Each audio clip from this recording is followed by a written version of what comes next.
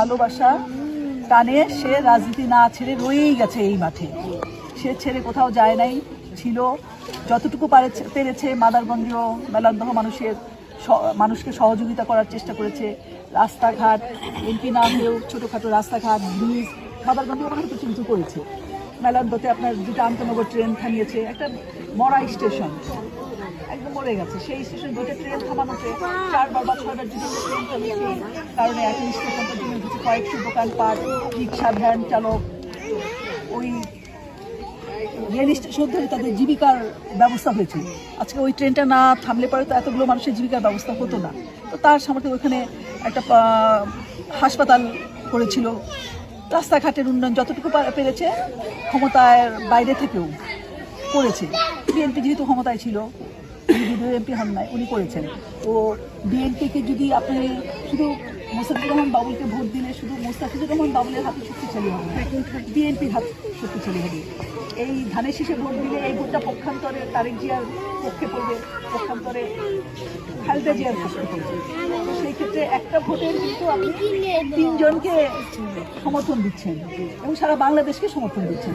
কারণ আপনাদের মতো এই একটা মেলান্দহ মাদারগঞ্জ ধানের শীষ পাইলে পাশে টাঙ্গাইলে পাইতে হবে, জামালপুরে 5টা সিট পাইতে হবে, বিভিন্ন জেলায় পাইলেই তো আপনার সরকার গঠন করতে পারবে। তো ওই প্রত্যেকটা ইউনিট নিজেরা যদি আমরা মনে করি যে না আমরা এমপি এবার চাই, আমরা এবার ধানের শীষকে ক্ষমতায় দেখতে চাই, তাইলে শুধু আমাদের